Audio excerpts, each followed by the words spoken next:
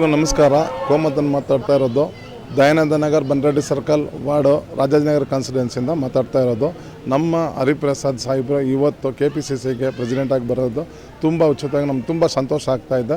ಅದಕ್ಕೆ ನಮ್ಮ ಸಂಘದಿಂದ ಸ್ವಲ್ಪ ಇದಕ್ಕೆ ರ್ಯಾಲಿಗಳು ಮಾಡ್ತಾಯಿದ್ದೀವಿ. ನಮ್ಮ ಸಂತೋಷಕ್ಕೆ ಅವ್ರ ಹರಿಪ್ರಸಾದ್ ಜಿ ಇನ್ನೂ ಮೆಚ್ಚಿನ ಮೆಟ್ಟಗೆ ಮೇಲೆ ಹೋಗಬೇಕು, ಎಲ್ಲರೂ ಜನ ಕೈ ಸೂರಿಸಿ ಅವ್ರಿಗೆ ತುಂಬ ಚೆನ್ನಾಗಿ ಇದು ಮಾಡಿಸ್ಬೇಕು ಅಂತ ನಮ್ಮ ಆಸೆ, ನಮ್ಮ ಕೋರಿಕೆಗಳು. ಈ ವಾರ್ಡ್ನ ಕಾಂಗ್ರೆಸ್ ಬೆಲ್ಟ್ ಅವರು ಫುಲ್ ಕಾಂಗ್ರೆಸ್ ಅವ್ರ ಸಪೋರ್ಟ್ ಇರೋದ್ರಿಂದ ಎಲ್ಲ ಕಡೆ ನಾವು ಇದು ಪ್ರಯತ್ನ ಮಾಡ್ತಾಯಿದ್ದೀವಿ. ಸರ್, ಅವ್ರು ಎಷ್ಟು ಜನ ಇಂಟ್ರೊಡ್ಯೂಸ್ ಮಾಡಿದ್ದಾರೆ ಕಾರ್ಪೊರೇಟ್ರಿಗೆ, ಅಷ್ಟು ಜನಕ್ಕೆ 90% ವಿನ್ ಆಗಿದ್ದಾರೆ ಕಾರ್ಪೊರೇಷನ್ನಲ್ಲಿ. ಅವರು ಎಲ್ಲರಿಗೂ ಯಾರು ಸೆಲೆಕ್ಷನ್ ಮಾಡಿ ಅವ್ರು ಮಾಡ್ತಾ ಇರೋದ್ರಿಂದ ಒಳ್ಳೆ ವ್ಯಕ್ತಿ. ನಮ್ಗೆ ಹರಿಪ್ರಸಾದ್ ಅವ್ರು ಬಂದಿರೋದನ್ನು ತುಂಬ ಸಂತೋಷ. ಪ್ಲಸ್ ನಮ್ಮ DK ಸಾಹೇಬ್ರು CM ಆಗಿರೋದು ದೊಡ್ಡ ವಿಷಯ. ಇಬ್ಬರು ಸೇರಿಕೊಂಡು ಜನರನ್ನ ಸೆಲೆಕ್ಟ್ ಮಾಡ್ತಾರೆ. GB ಎಲೆಕ್ಷನ್ಗೆ ಸೆಲೆಕ್ಟ್ ಮಾಡಿ ಅವ್ರು ಚೂಸ್ ಮಾಡಿ ಇದು ಮಾಡಿಸ್ತಾ ಇದ್ದಾರೆ ಸರ್. ಸಂತೋಷ ಆಗ್ತಾಯಿದೆ.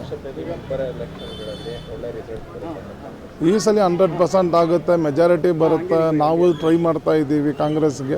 100% ಟ್ರೈ ಮಾಡೋಣ. ಒಳ್ಳೆ ಕೆಲಸ ಮಾಡೋಕ್ಕೆ ಯಾರು ಬೇಕಂದ್ರೆ ಮುಂದೆ ಬರ್ಬೋದಲ್ವಾ.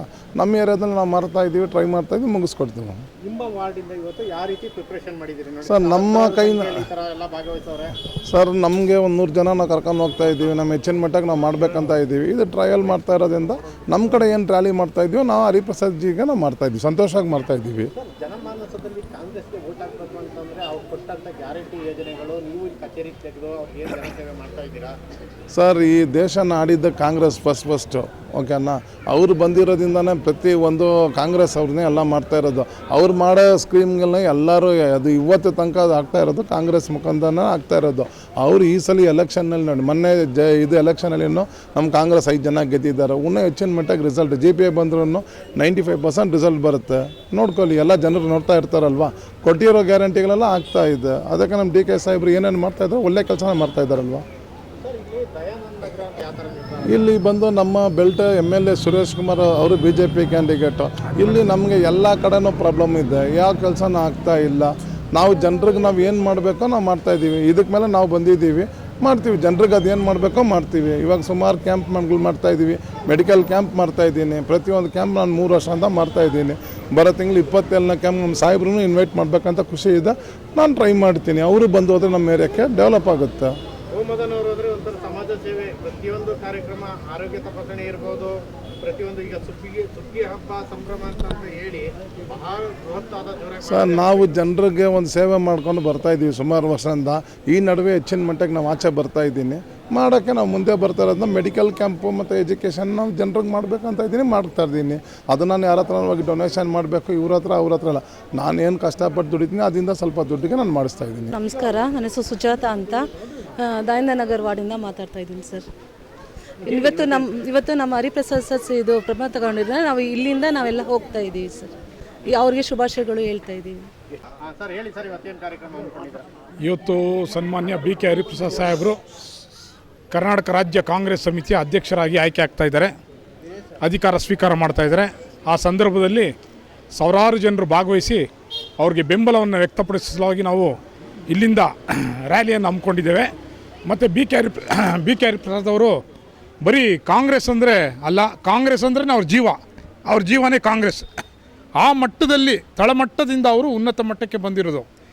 ಇಲ್ಲಿ ಏನೊಂದು ಸೂಚನೆಯನ್ನು ಕೊಡುತ್ತೆ ಅಂದರೆ, ಮುಂದಿನ ಕರ್ನಾಟಕ ರಾಜ್ಯ ವಿಧಾನಸಭೆ ಆಗ್ಬೋದು, 5 GB ಆಗ್ಬೋದು, ಅಥವಾ ಪಾರ್ಲಿಮೆಂಟ್ ಎಲೆಕ್ಷನ್ ಆಗ್ಬೋದು, 100ಕ್ಕೆ 100% ಕೇಂದ್ರದಲ್ಲೂ ರಾಜ್ಯದಲ್ಲೂ ಎಲ್ಲ ಲೋಕಲ್ ಬಾಡಿಲೂ ಕಾಂಗ್ರೆಸ್ ಬರುತ್ತೆ ಅನ್ನೋದಕ್ಕೆ ಇವತ್ತು ಅಧಿಕಾರ ಸ್ವೀಕಾರ ಸಮಾರಂಭನೇ ಸಾಕ್ಷಿ ಅಂತ ನಾನು ಹೇಳ್ತಾ ಇದ್ದೇನೆ. ಯಾಕಂದರೆ ಅವರ ಸಂಘಟನೆ ಮತ್ತು ಅವರ ಚತುರತೆ ಆ ರೀತಿ ಇರುತ್ತೆ. ಅವರು ಆಶೀರ್ವದಿಸಿದಂಥ ಪ್ರತಿಯೊಬ್ಬರು ಇವತ್ತು ವಿನ್ ಆಗಿದ್ದಾರೆ. ಕೌನ್ಸಿಲರ್ಸ್ ಆಗ್ಬೋದು, MLA ಆಗ್ಬೋದು, ಮತ್ತೊಬ್ಬರು ಆಗ್ಬೋದು, ಎಲ್ಲರೂ ಜಯಶೀಲರು. ಯಾಕಂದರೆ ಅವರಲ್ಲಿ ಅಂಥ ಒಂದು ಪ್ರಾಮಾಣಿಕತೆ ಇದೆ, ಜನತಾ ಸೇವೆ ಇದೆ, ಸಮಾಜ ಕಾಳಜಿ ಇದೆ, ಪರಿಸರ ಕಾಳಜಿ ಇದೆ, ಪಕ್ಷದ ನಿಷ್ಠೆ ಇದೆ. ಎಲ್ಲದಕ್ಕಿಂತ ಹೆಚ್ಚಾಗಿ ಪಕ್ಷದ ನಿಷ್ಠೆ. ಅವರು ಕಾಂಗ್ರೆಸ್ ಪಕ್ಷವನ್ನು ಬಿಟ್ಟು ಹೋದರೆ ಖಂಡಿತ ಅವರು ಜೀವ ಬಿಟ್ಟಂಗೆ, ಅವ್ರು ಹೋಗಲ್ಲ. ಆ ಜೀವನೇ ಕಾಂಗ್ರೆಸ್ಗಾಗಿ ಮೀಸಲಿಟ್ಟಿರುವಂಥ ಏಕೈಕ ಅಪರೂಪದ ವ್ಯಕ್ತಿ ಅಂದರೆ ಅದು BK ಹರಿಪ್ರಸಾದ್ ಸಾಹೇಬ್ರು ಅಂತ ಹೇಳಿ ತಪ್ಪಾಗಲಾರ್ದು. ಮತ್ತು ಈ ಕ್ಷೇತ್ರದಲ್ಲಿ ಮತ್ತೆ ಕಾಂಗ್ರೆಸ್ ಸ್ಥಾಪನೆ ಆಗಬೇಕು. ರಾಜಾಜಿನಗರ ವಿಧಾನಸಭಾ ಕ್ಷೇತ್ರದಲ್ಲಿ ಕಾಂಗ್ರೆಸ್ ಮರುಸ್ಥಾಪನೆ ಆಗಬೇಕಂದ್ರೆ ಇಂಥ ಹೆಸರಾಂತ ಸಮಾಜ ಸೇವಕರು, ಪ್ರಾಮಾಣಿಕ ವ್ಯಕ್ತಿಗಳಂತ ಕೋಮದನ್ನು ಆ ರೀತಿಯಲ್ಲಿ ಕ್ಯಾಂಡಿಡೇಟ್ಸ್ನ ಅವ್ರು ಆಯ್ಕೆ ಮಾಡಬೇಕು.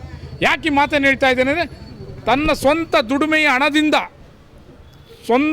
ತನ್ನ ಸ್ವಂತ ದುಡಿಮೆ ಹಣದಿಂದ ಇವತ್ತು ಸಮಾಜ ಸೇವೆಯನ್ನು ಮಾಡ್ತಾಯಿದ್ದಾರೆ. ಯಾವ ರೀತಿ ಸೇವೆ ಮಾಡ್ತಾ ಇದ್ದಾರೆ ಅಂದರೆ, ಉದ್ಯೋಗ ಆಗ್ಬೋದು, ವಿದ್ಯಾಭ್ಯಾಸ ಆಗ್ಬೋದು, ಆರೋಗ್ಯ ಆಗ್ಬೋದು. ಈ ಮನುಷ್ಯ ಬದುಕೋದಕ್ಕೆ ಈ ಮೂರು ಇರಬೇಕು.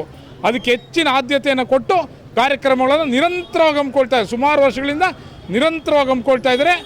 ಈಗ ನಮ್ಮ ಬಿ ಕೆ ಆರ್ ಸಾಹೇಬರು ಅಧಿಕಾರ ಸ್ವೀಕಾರ ಸಮಾರಂಭ ಮಾಡಿದ್ಮೇಲೆ ಹೆಚ್ಚಿನ ಒಂದು ಜವಾಬ್ದಾರಿಯನ್ನು ಎಸ್ ಕೋಮದನ್ ಅವರಿಗೆ ಕೊಡ್ತಾರೆ ಅಂತ ನಾನು ನಂಬಿದ್ದೇನೆ. ಮತ್ತು ಎಸ್ ಕೋಮದನ್ ಅವರು ಸಹ ಕಾಂಗ್ರೆಸ್ಗಾಗಿ ನಿರಂತರವಾಗಿ ಸೇವೆಯನ್ನು ಮಾಡ್ತಾ ಇದ್ದಾರೆ ಅನೇಕ ವರ್ಷಗಳಿಂದ. ಅದೇ ರೀತಿ ಸುಜಾತ ಅರುಣ್ ಪ್ರಸಾದ್ ಅವರು ಸಹ ಅರುಣ್ ಪ್ರಸನ್ನ ಅವರು ಸಹ ಸಮಾಜ ಸೇವೆಯನ್ನು ಮಾಡ್ತಾ ಇದ್ದಾರೆ. ಹಾಗಾಗಿ ಅವರು ಸಹ ಮುಂದಿನ ಚುನಾವಣೆಯಲ್ಲಿ ಖಂಡಿತ ಆಯ್ಕೆ ಆಗ್ತಾರೆ ಅಂತೇಳಿ ನಾನು ನಂಬಿದ್ದೇನೆ. ಬಿ ಕೆ ಹರಿಪ್ರಸಾದ್ ಸಾಹೇಬರು ಇವ್ರನ್ನ ಆಶೀರ್ವದಿಸ್ತಾರೆ ಅಂತೇಳಿ ನಾನು ನಂಬಿದ್ದೇನೆ. ಹಾಗಾಗಿ ಬಿ ಕೆ ಹರಿಪ್ರಸಾದ್ ಅವರು ಹೆಚ್ಚಿನ ಪ್ರಾಮಾಣಿಕ ವ್ಯಕ್ತಿಗಳನ್ನು ಆಯ್ಕೆ ಮಾಡಬೇಕು ಅನ್ನುವಂಥ 100ಕ್ಕೆ 100 ನನ್ನ ಆಶಯ. ಮತ್ತು ನನಗೆ ನಂಬಿಕೆ ಇದೆ, ಅವರು ಯಾವುದೇ ಆಶೆ ಆಮಿಷಗಳು ಈಡಾಗಲ್ಲ. ಪ್ರಾಮಾಣಿಕ, ಕಾಳಜಿ ಇರುವಂಥ, ಸಮಾಜ ಸೇವೆಯ ಕಾಳಜಿ ಇರುವಂಥ, ಜನತಾ ಕಾಳಜಿ ಇರುವಂಥ ಕಾಂಗ್ರೆಸ್ ಪ್ರಾಮಾಣಿಕ ನಿಷ್ಠಾವಂತ ಕಾರ್ಯಕರ್ತನ 100ಕ್ಕೆ 100 ಆಯ್ಕೆ ಮಾಡ್ತೇವೆ ಅಂತ ಈ ಸಂದರ್ಭದಲ್ಲಿ ನಾನು ತಿಳಿಸ್ತಾ ಇದ್ದೇನೆ.